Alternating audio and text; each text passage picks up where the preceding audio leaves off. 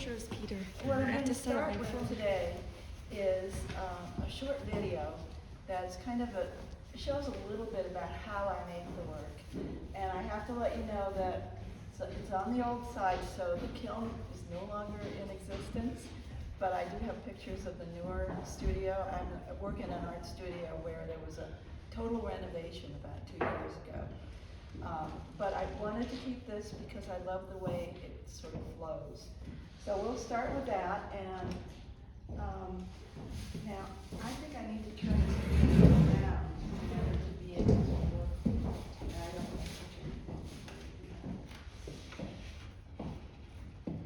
There we go.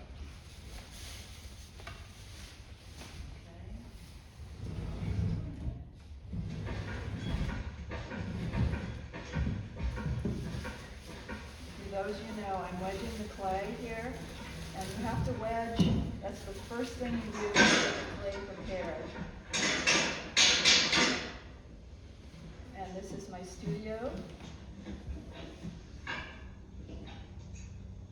When I'm working with large pieces, I use large pieces of clay.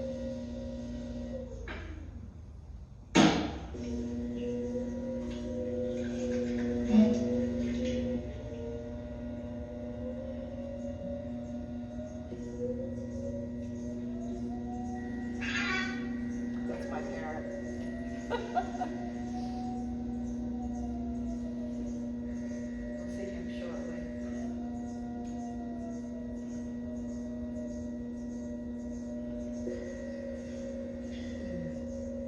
You recognize those pictures? That's Utah. Beautiful.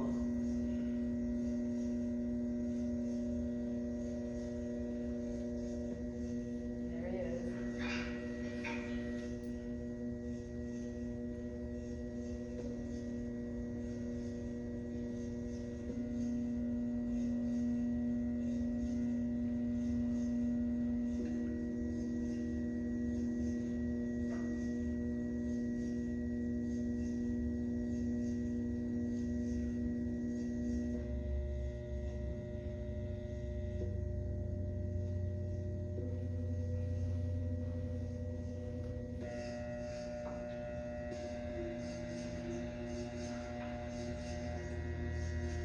Feel free to ask questions if you want to know what's going on here too. I will talk about that later. The process. The process, yes. Did Native Americans use a wheel, or did they do all theirs by hand? They did most of theirs by hand and still do. They use a method of coiling that uses very wet clay. And they make them fairly thin using that, but no, they don't use the wheel. This is the old kiln. Thankfully, now I have a new kiln where we don't have to stack the door each time. Wow. That door took an hour to stack after you finish putting everything in. Wow. That kiln's probably about 30 years old. And we had, in order to light it, we had to have 2 people. Oh my goodness. Out of 1, out of 2.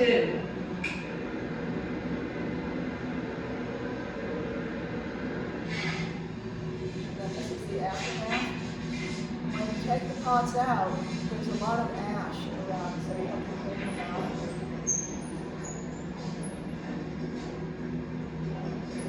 My studio is in an old arts building, Oh, okay. or an old high school rather, but it is an arts building that was a high school before. And it's been there since 19.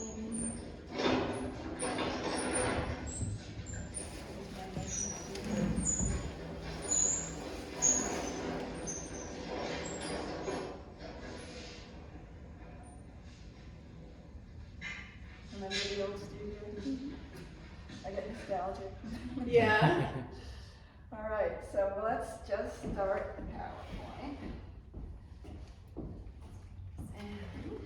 It's so nice to see that video, Suzanne, and also just images of inspiration. Yeah, exactly. The Acoma, it looked like. The tarot.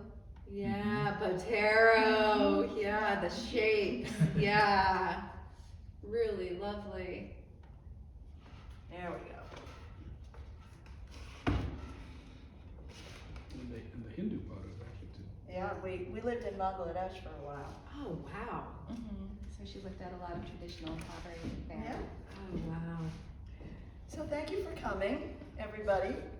And I'm delighted to have this opportunity to share a bit of the background on my work as a potter over the last several decades, and I do mean several decades.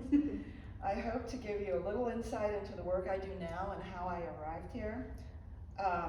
What I want to do first is begin by showing you a bit of my journey as a potter, the places I've been, the pottery I've seen, and the images that form my vision. Then I want to turn it over to all of you to ask questions. So throughout my career, I've had, there's been 3 visual constants: landscape, form, and color.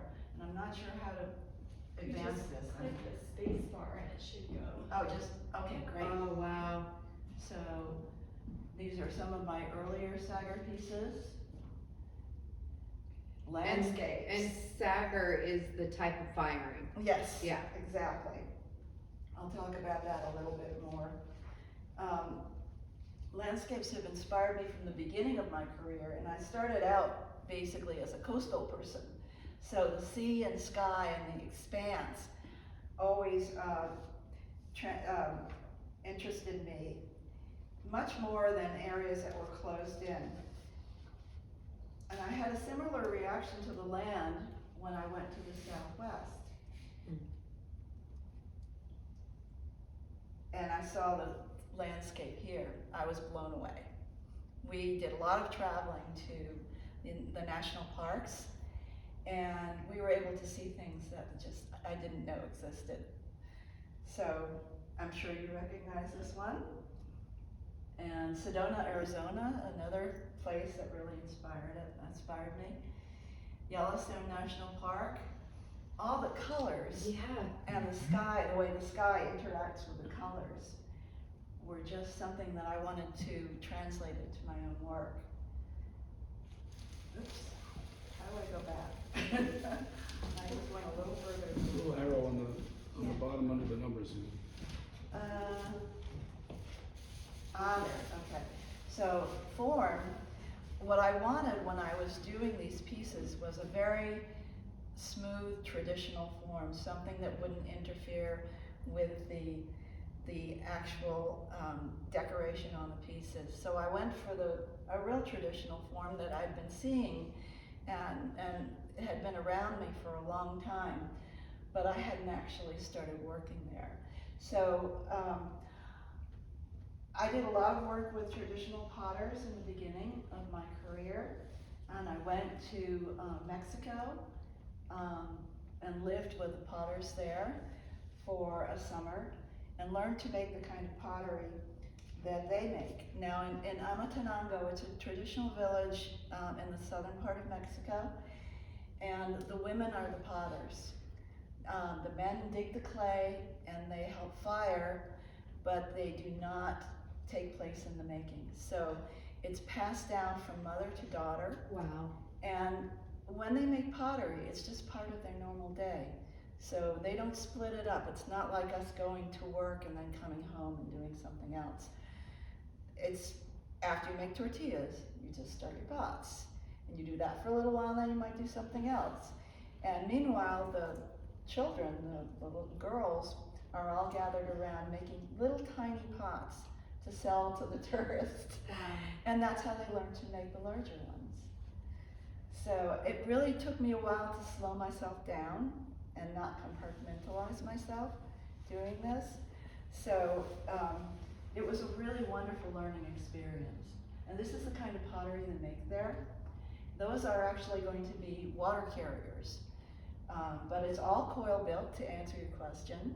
And they use a very wet clay. They use a clay that has a lot of sand in it because they want a porous clay for the water jugs.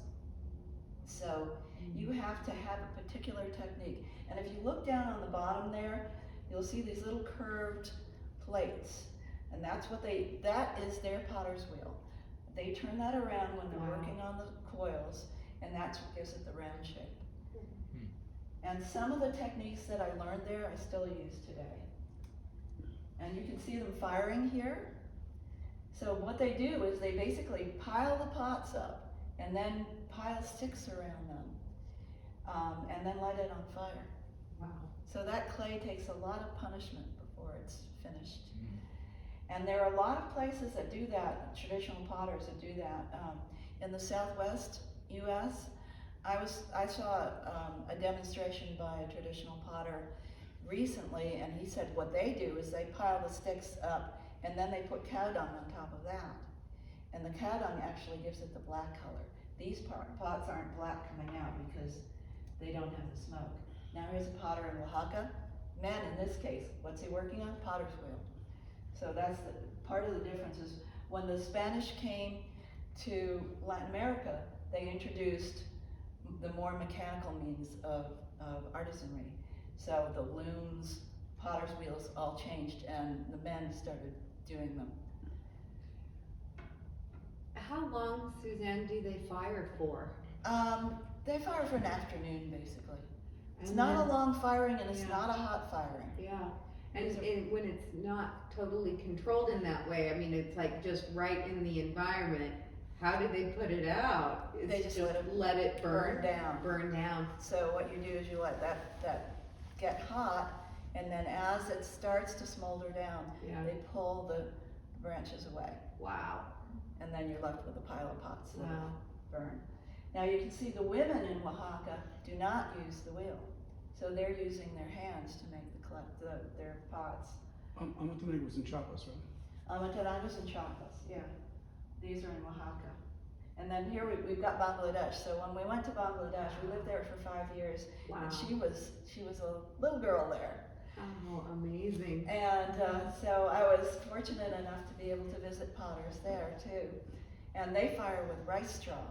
So you have a huge pile of pots. They put all the pots up together, cover it with rice straw, and then fire. And they dig their clay directly out of the river. Wow. The rivers have a lot of clay. You should explain the caste system and how they Well, fight. yeah, the potters are all Hindu. And there are castes, there are artisan castes that are just work with clay. But the Muslims don't usually do that, it's all Hindu. Wow. Same with some of the other artisans as well. Is there any region that never developed pottery historically? The Or is it Muslims? universal? No, it has to do more with who's actually, I mean, it's passed down from father to son, right? So there are families who do this. So I don't really know why Muslims don't do it, but it was these Hindu castes that had, traditionally lived in Bengal that just kept doing this. They stayed there. The Muslims came in as Well, many of the Muslims were previously Hindus, and to escape the caste system, you became a Muslim. yeah. So you were in India. giving That was up your way out. the caste Wow. that you were in. So then you could do before. anything you wanted because you weren't bound by the caste system. So these guys chose to stay Hindu, and then they stay in their familial sort of caste line, doing what their ancestors have done for centuries. Wow. So this potter's wheel is really interesting because it's a very large wheel on the ground, just a few inches off the ground. And you don't see them here, but they have usually an apprentice that keeps the wheel turning. And he'll give it a spin and it'll keep turning while the potter works. And the whole family is involved in the work too. So you'll see the mothers, and they had a treadle wheel there too, so I actually got a chance to work on the wheel there. Wow. I found it a little difficult standing. Now I'm going to talk a little bit about my influences. One of my major influences was Wayne Higby, he's been a professor at Alfred since 1972, which was when he came, and I also followed him there as well. So he was at RISD, I was at RISD at the same time, and I went from working as an illustrator to finding clay and just being blown away by it. And I stayed, I just kept doing it. Wayne Higby in the beginning also was very interested in landscapes, so I immediately gravitated to both his forms and his decoration. And that is one of his pieces. Now this is obviously landscape, and he's from Colorado, so that same Western landscape influenced him as well. That's one of his newer pieces. And this is me working at RISD. Oh, that's amazing. I always like working big. Oh, that's amazing. And there I'm working on a coil pot. But I was lucky, you know, with RISD, the professors there gave me the chance as kind of an interloper to develop my work to a point where I could continue on in graduate school. Wow. So when you started at RISD, were you doing illustration? I was. Wow, and you took a class of? I took a class and I found clay and I never looked back. Yep, that was it. And I graduated as a double major in illustration and ceramics. So there's one of my pieces. And this is my thesis show at Alfred. So you can see I'm still very figurative at this point. And I'm working with landscapes. A lot of my inspiration at that point was landscapes that I saw from the air. So the kind of thing where you're looking at, you know, fields and rivers and mountains. And I did a whole series of drawings that were like that too. This is the whole show, so you can see the drawings on the wall. But I was working in various different sizes. A lot of it still very 2D related, although I was working with 3D at the same time. It looks very hand-built. There's a lot of hand building in there. I mostly was doing hand building at that time. There's a story about that, and I'll sort of segue a little bit into that.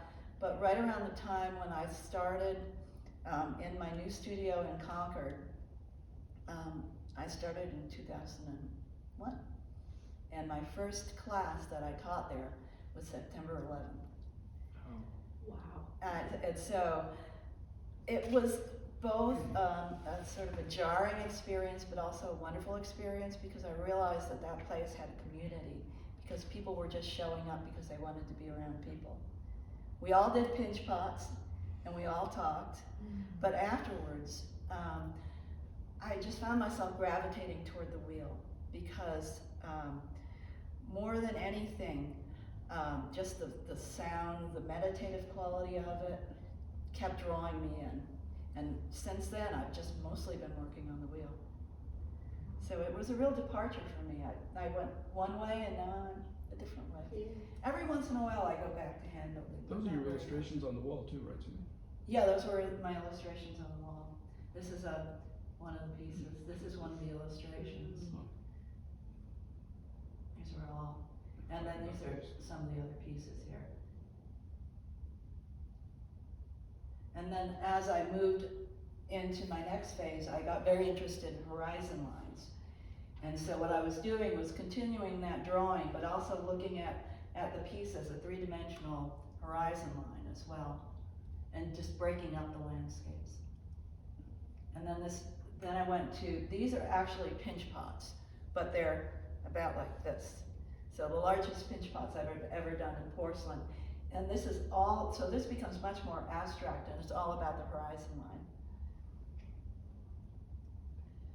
And when you say pinch pot, that's literally pinching the yes, pot, yeah, giving pinching the and shape. stroking, and so it involved a lot of challenge. I like forms that challenge me.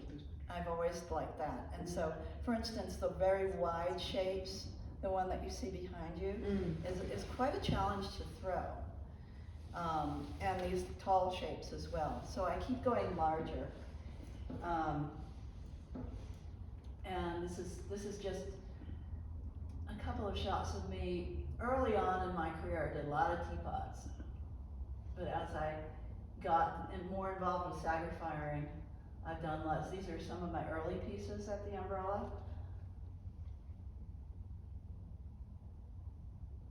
It's so interesting to see some of the earlier forms and how there's this introduction of this organic shape, Mhm. and then now there's like stone and wood, there's more.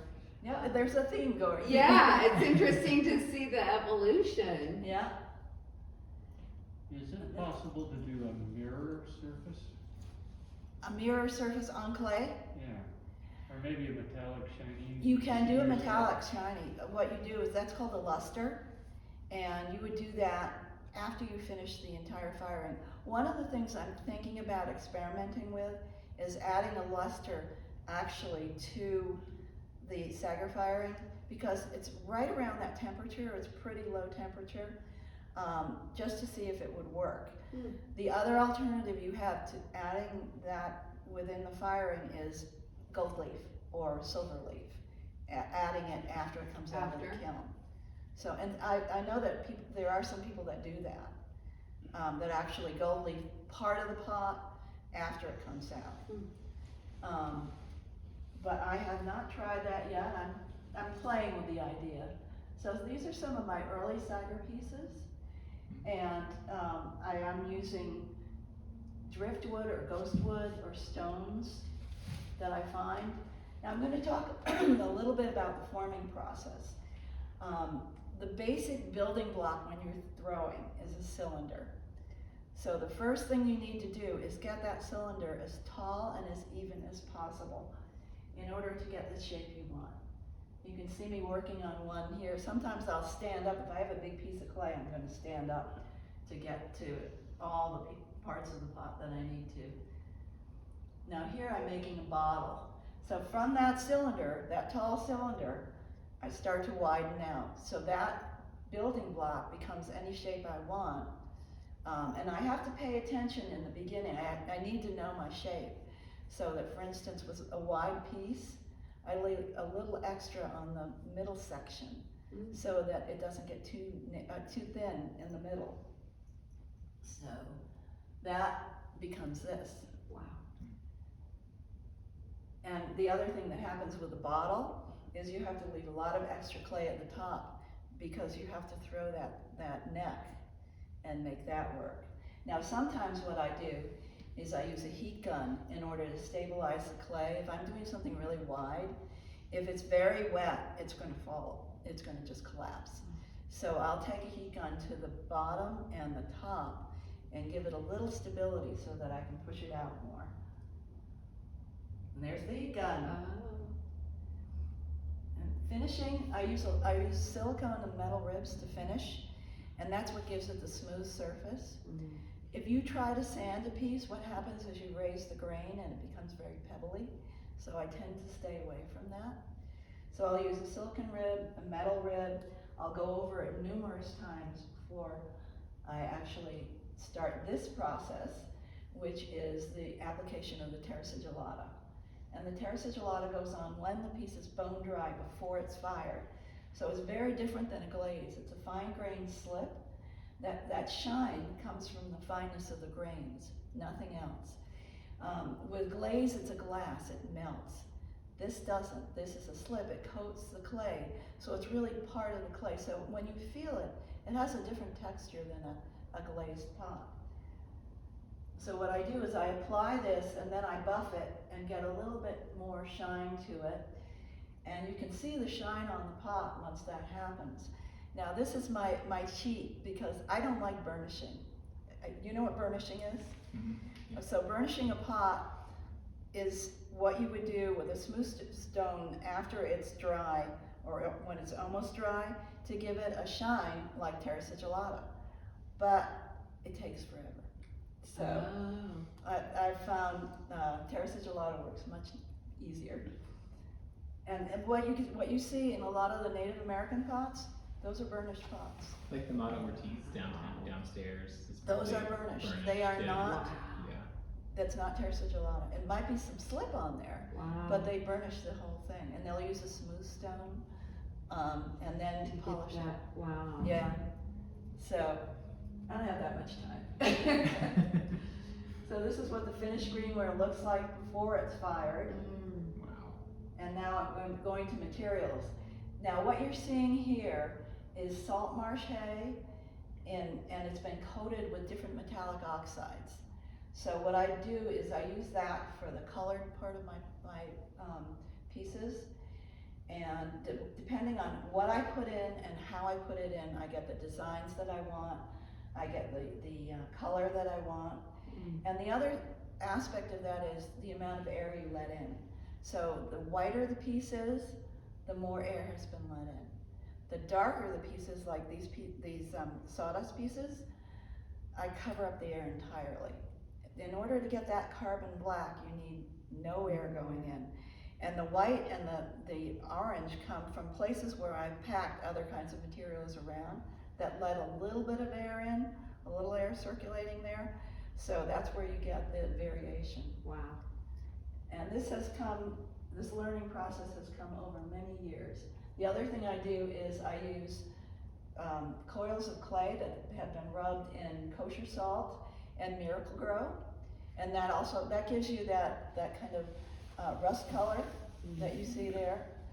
And I use scrubbies, copper scrubbies, and you can put them around the pots like a stocking, and that gives you a texture.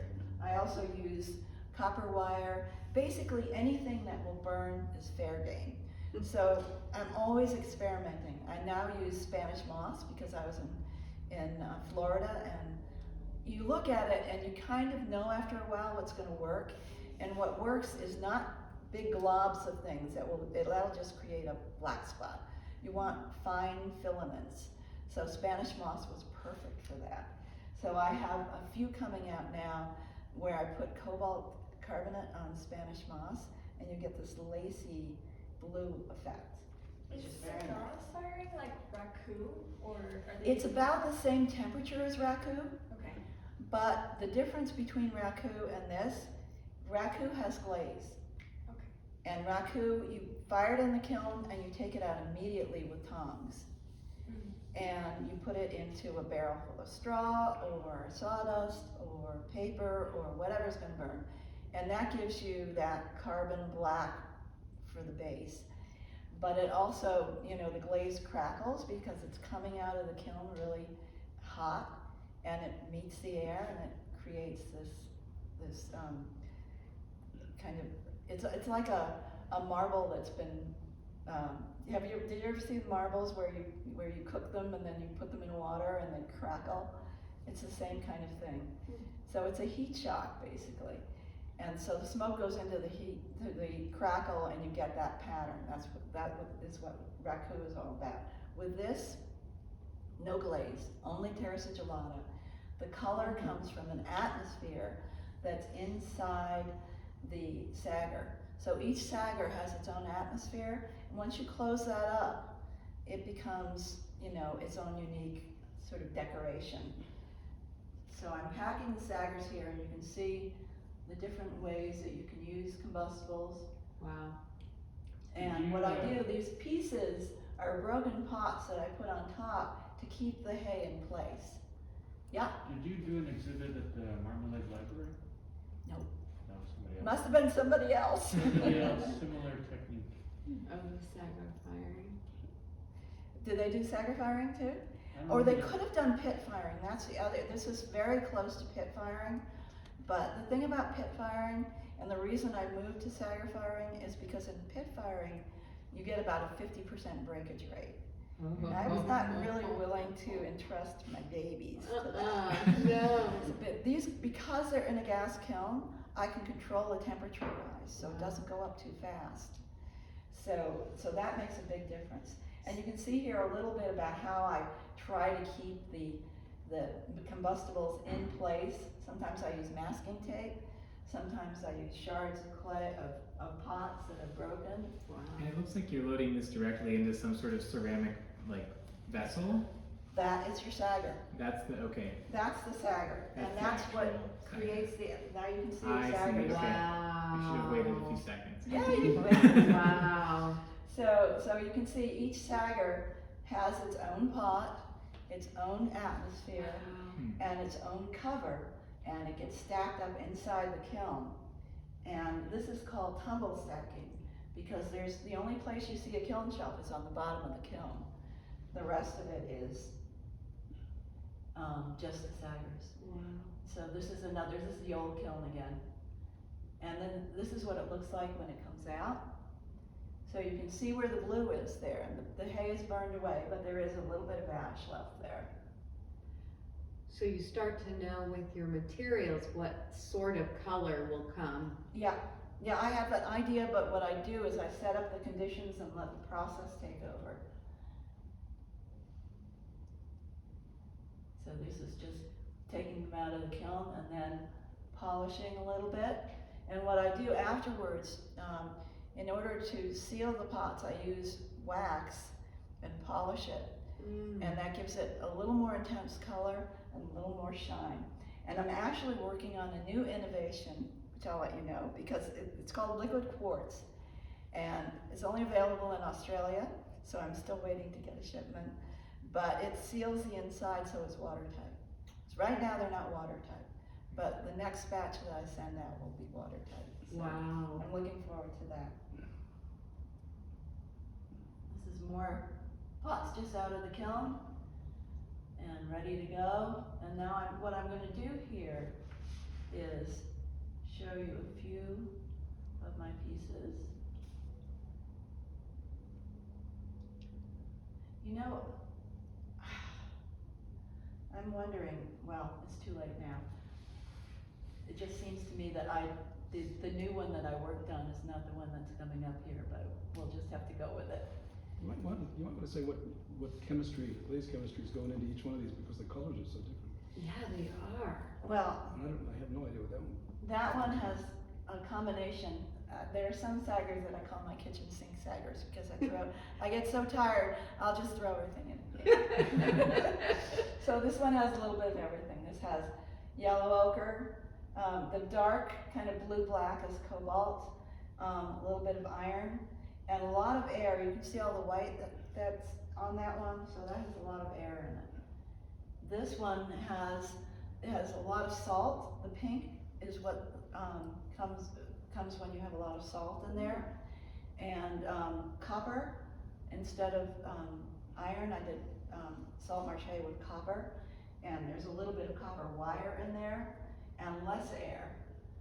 This one is all cobalt carbonate with salt marche with a little bit of yellow ochre mixed in, and when you do that, it goes green. So I was trying to get green for the longest time, and that's one of the hardest things to do with Saggar firing. So I was happy when it happened. Now that is yellow ochre and cobalt mixed in with salt marche. Same thing with this one, yellow ochre and Is cobalt. that pink on the bottom?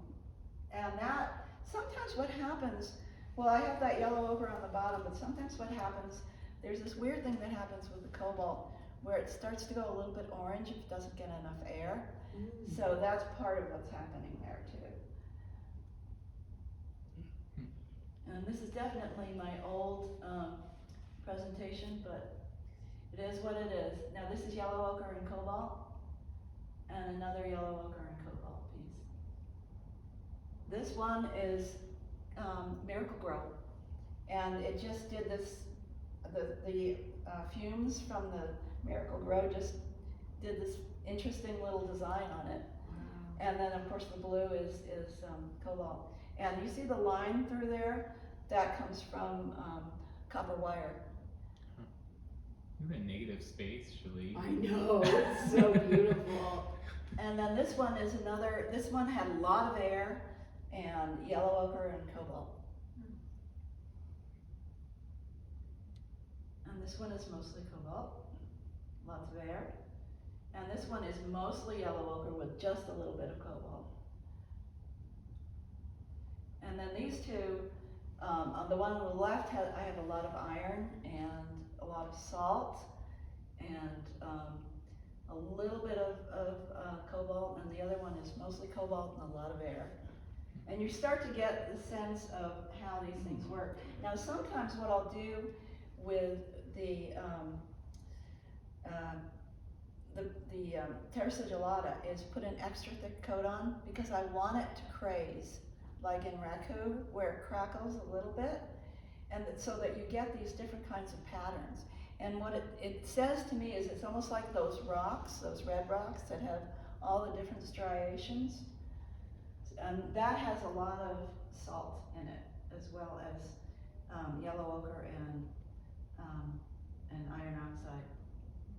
This one, mostly salt, some yellow ochre, some hay. There's a little bit of seaweed in that one. You see the little dots? That's seaweed. Okay, now can anybody tell me what's in this one? Air. Cobalt. Cobalt. Yeah. Miracle Grow? Salt. Salt. The Yeah. Miracle Grow goes darker. Wow. And what's in this one? That's a real challenge. Cobalt. Yep. Okay, Where I'll do let you know. how are It's you doing salt, that It is texture? salt, yeah, it's big. but it's from the salt marsh, because I closed off the air a little bit more. So the salt marsh, the reason I use it is because there's salt in it. And it creates its own little atmosphere, as well as giving patterns. And when you close it off, you get that pink, and it's the pink coming from the salt. Some of the work reminds me, like the coloration reminds me of Soda Fire a little bit, so I'm kind of seeing that, but Yeah. But the texture is completely different than Soda Fire. Exactly. So you get that pebbly texture Yeah. from soda fire. Mhm. We also have a soda kiln now too, which is lovely. So, and now if you look very closely at the bottle on your right, you may see a little bit of a flecks of mica in there around the mid to the bottom. Oh, it's kind of sparkly. Yep, Yeah. exactly. And so that's one thing I've been doing lately too, is adding mica to the terra sigillata. And the idea came from micaceous clay, because in the Southwest, they use a lot of micaceous clay. And I didn't want to put something in the clay, because obviously the terra sigillata would cover it up. So I put it in the terra sigillata, and you get these beautiful little sparkly effects Wow. from it. So That's what came in the shipment you gave us last winter. Mm-hmm. Yeah, I think that was the first time I saw that sort Yeah. of sparkly in the work. And there is a trade-off with that, because you get a little bit of texture. It's not quite as smooth, but I figure it's worth it. So. Yeah. So Suzanne, what is it, the part above the cobalt where it sort of goes orange, but it's not sort of fully fleshed out there? What's going on? That's just because there's more air in there. It's not getting as much color in there, and there's cobalt on the bottom and iron on the top, and the iron for some reason didn't really attach itself very much to that center area. But sometimes you just have to go with the surprises. Mm-hmm. So this one, mostly cobalt and less air. You see the difference in the air? And then this one is really interesting, because the color comes all from the cobalt and the salt marsh. Then you get this amazing dark purple, which is a combination of the salt and the cobalt. And you can see the little lines. It almost has like a negative effect there with those little white lines. That one, Miracle Grow, and a little bit of seaweed, and a lot of iron salt marsh.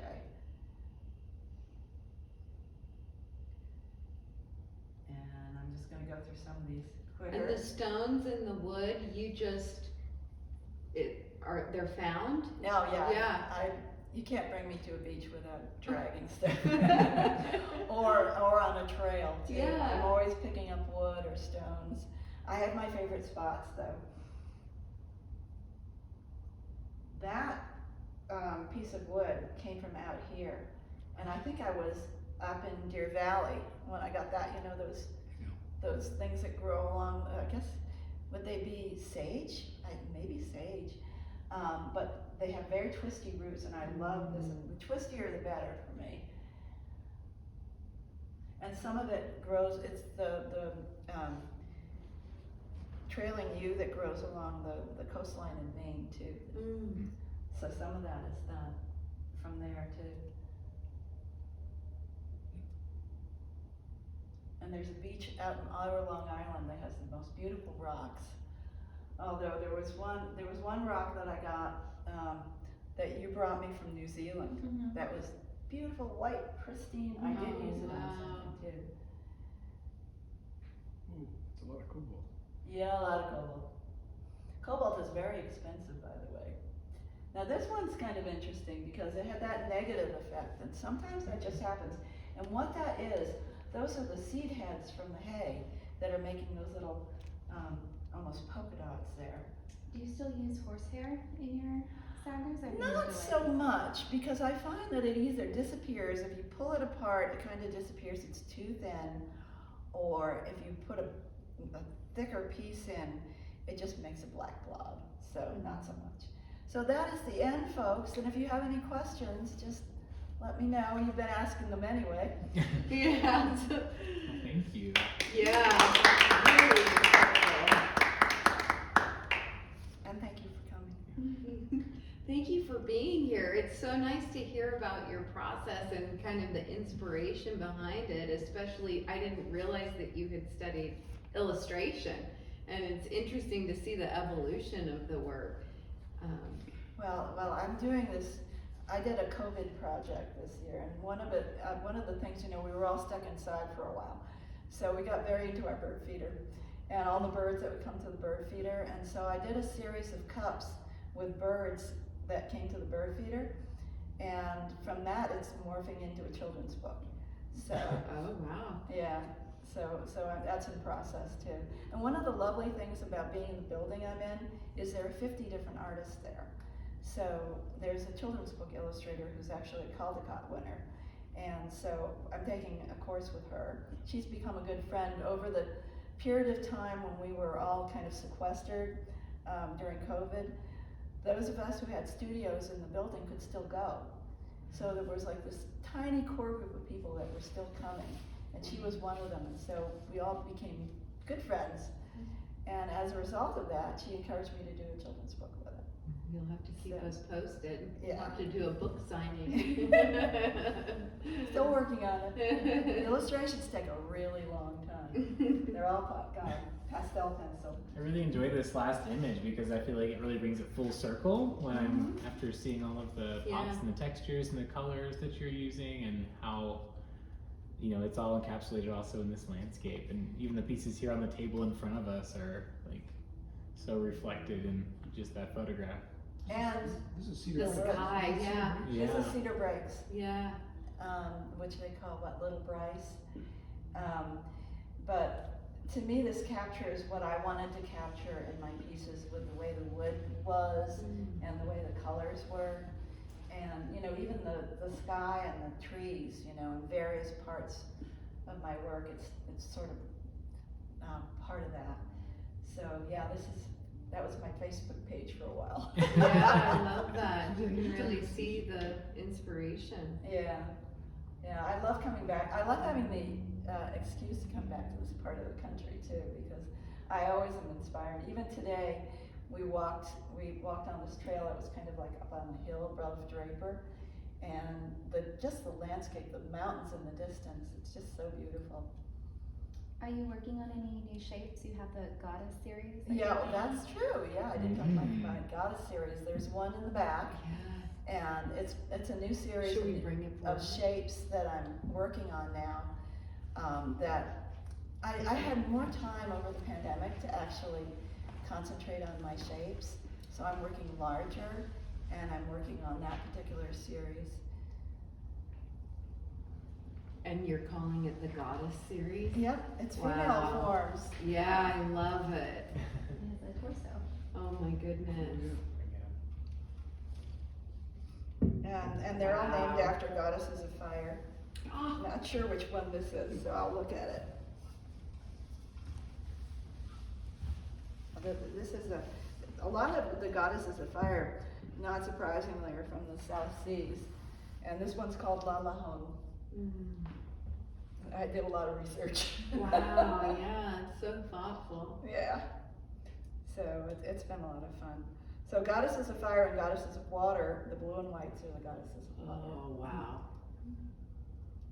So Suzanne, you should say something about Alfred and what, and how it influenced your use of glaze chemistry. Because it's kind of runs all through this, but it's not. Yeah, obvious. well, all those materials that I was talking about, when I got out of RISD, I had a really great education in design and art and just seeing how to translate what I saw and what I thought about into form.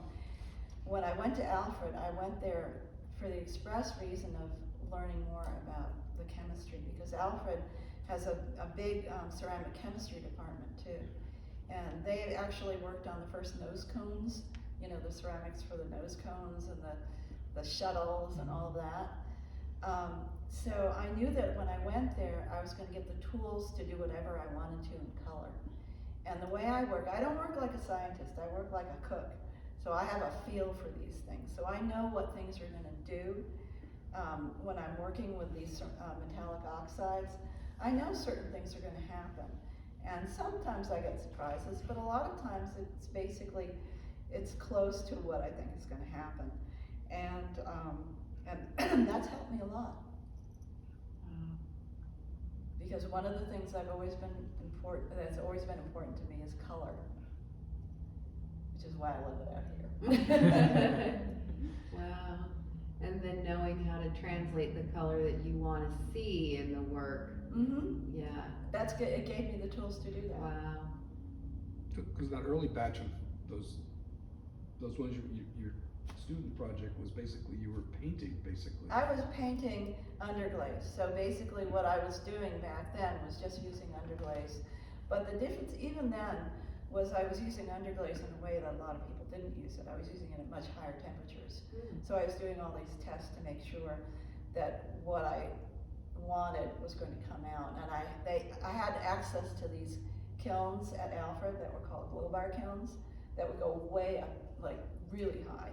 And so I was able to sort of work through what I wanted to do in order to do it on porcelain at a very high temperature. So even then, even though it was already a paint, I was still working that way. Oh, you also work with glass too, a little bit. Yeah, I was a glass blower back then too. Oh, wow. But you can't do both. But you can do illustration and ceramics. Yeah, but you need a whole Don't- different studio for glass. Yeah. Wow.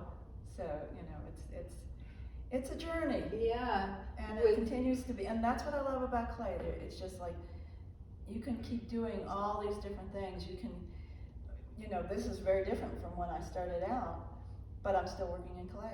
Yeah. And there's just endless ways to work with clay.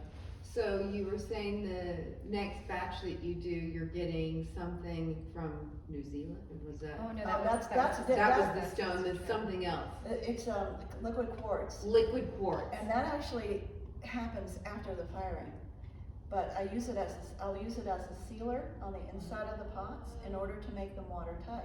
So then you could use it as a base or something. Exactly. Uh-oh. It's Yeah. gonna open a whole new A whole new world. Yeah. Do you have to heat that? You have to heat No, the quartz? you do not. You just apply it like Yeah, a surface? I got a sample from a friend who actually has a studio in Bali where it's a little bit easier to get. So Wow. that's the next step. Wonderful. So Thank you. Yeah, thank you So so much. much. You're It's welcome. so great to have the context of the inspiration behind the work and the process. Yeah. Yeah.